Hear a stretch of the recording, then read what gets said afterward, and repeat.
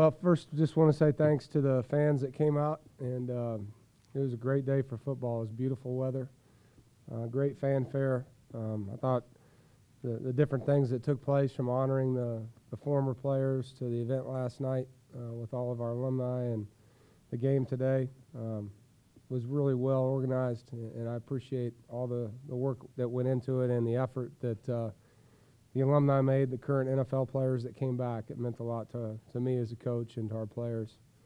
As far as the game goes, came out of it healthy, which was great.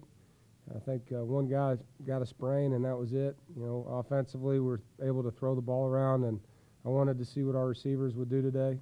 And as I've been saying all spring, you know, Bo Hines is a very reliable player and made some plays early, and it was good to see Underwood get a couple big plays for us. I thought, for the most part, you know, Jacoby did some good things. There was one errant throw that I wish he wouldn't have made down the middle. But other than that, threw for quite a few yards. I'm trying to find the numbers here. Over 300 yards, 365 yards, and didn't run the ball real effectively, but that really wasn't what we were trying to do in the game today. And wanted to see what our young receivers would do today with a lot of people around them, and see our quarterback throw with people in the stadium. And so I was happy with that. Starting defense played well, didn't give up any points, and to kick a field goal with 1 second left on the clock there at the end was good for our specialists. So other than that, you know, a lot cleaner game, I think, than we had a year ago. First offense was 13-18 on third down as well, and every time we got in the red zone, they scored. So pretty happy with the results of the game, and there'll be a lot of good film to teach off of. Any questions?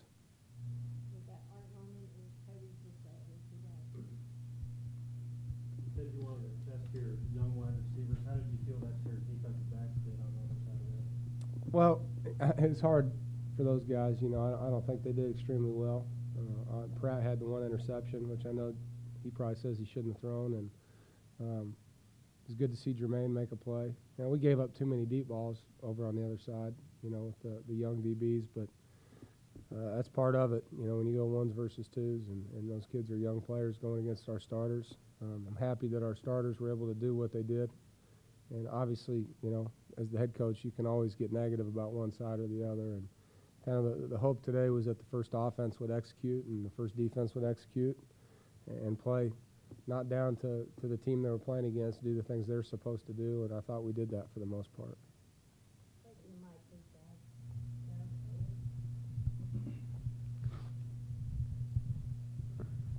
You have talked about Bo a lot. What is it in particular impresses you about what he does? Very reliable, same guy every day, and in the right place. Catches the ball well with people around him, underneath, down the seam.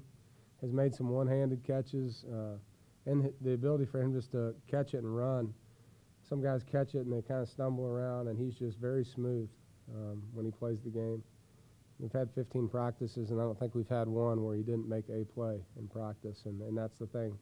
When you're a performer, if you show up once every 4 or 5 days, that's not good enough. And he's a true freshman that should still be in high school and made plays every day we were out there, and proud of him for that.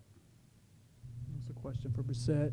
Expand on what Coach was talking about. Hines, he caught 10, and then you had 2 long balls to Underwood. Talk about the threats they provide and how nice that is. I felt like they did a great job today. Came out and made plays and played fast, and just when they got a chance to make a play, they did. Coach, what's the biggest difference between this year and last year at this time for you?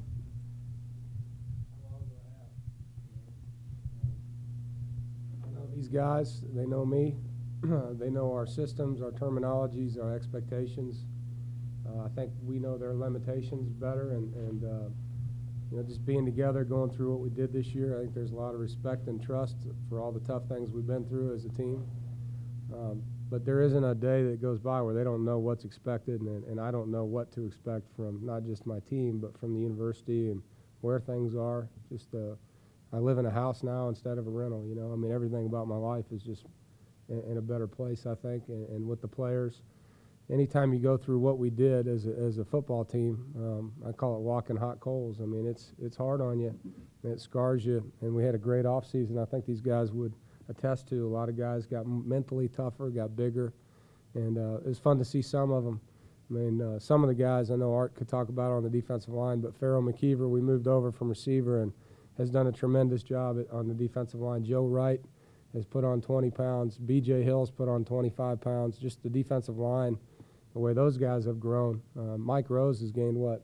How much? 25, 30? I mean, and the way he's playing with that weight on. So guys really bought in the offseason, and it's helped them. I mean, Tyson is playing as good as he can play. He's lost 30 pounds, since last year. Maybe Benson Brown might be the most improved tight end on our football. Really playing good for him. And Matt Day's lost 15 pounds so that he can play faster. You just kind of see that commitment, which equals performance when your body is in that kind of shape. And we need to have a great summer to build on that. But it's put us in a better position than we were at this time a year ago.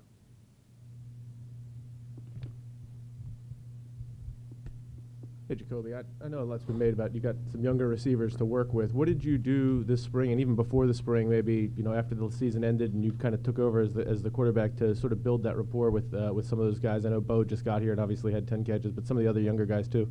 I felt like we, with how we based our strength and conditioning program, we had a lot of extra time to go out there and just get some chemistry, go out and throw routes. And anytime we got the opportunity to just sit and talk about the things that we wanted to do. I know every Saturday we went and we ate breakfast together and we got the time to just get to know each other better and away from the field. That I felt like it helped our chemistry on the field. Jacoby, what's your confidence level and chemistry like with Bo, even though he's coming and supposed to be in high school right now? I mean, I like him a lot. When he catch the ball, he make plays.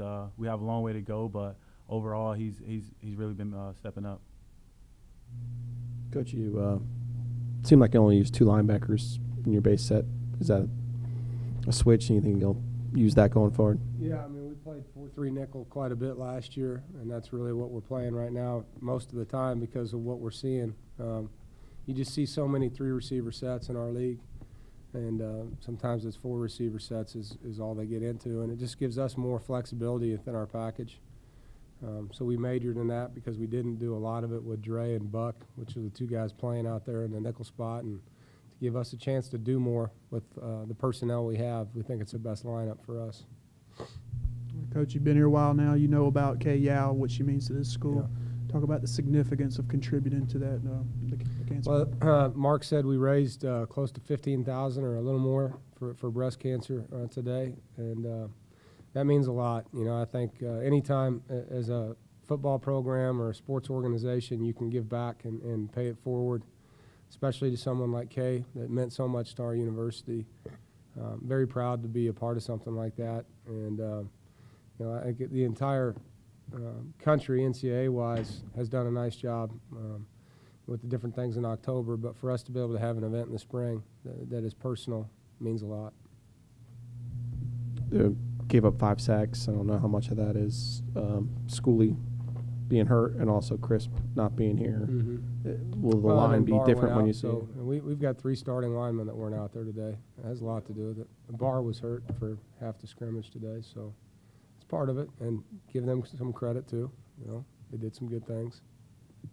Coach, Bo is obviously a big story, but Tony Adams and then B.J. Hill were also with the first team. Can you talk about those early enrollees? Yeah, well, Tony has been asked to do a lot. Schooley we were hoping would obviously be in there, and he'll be fine for the fall, but that put Tony in there right away. And that's a lot to ask for a freshman, making the calls that a center has to make. Some of the procedural penalties today were because Tony was trying to do some things and the snap count was messed up due to him, and those things will fix themselves. He's 315 pounds. He's got great feet. He's very intelligent. He's competitive. And when he has to stop thinking and just can play, he's going to really be a good football player. And BJ's gotten better and better and better. And the thing you like about BJ is Art will tell you, he just shows up and works every day. He just works. And those kind of guys are fun to coach. A question for Art. Your assessment of how the defense played today and how nice it was to get a shutout. I think the defense played really good. I particularly like, the way the D-line played. Been playing pretty good all spring. This today, I think we did a pretty good job. all 13 of us, for the most part. I think we improved. We got better each day, and today showed it. So. Jacoby, you're the guy now. I mean, first of all, how cool is that, and what responsibilities go with that?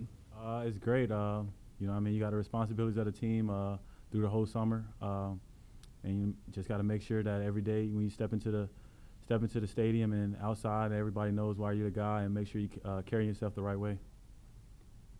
Coach, this time last year you had a bit of a quarterback circus going on between Pete and Manny, and once Brandon transferred in, he was in the mix until the very first start. After all that happened last season with the quarterbacks, how refreshing is it to have an athlete as talented as Jacoby under center? I'm not going to give him that. I'm not. Don't get the big head, dude. You know, for me, and it was like this at some of the places I've been. Some years you know who your starting quarterback is. Some years you don't. You know, that's part of college football.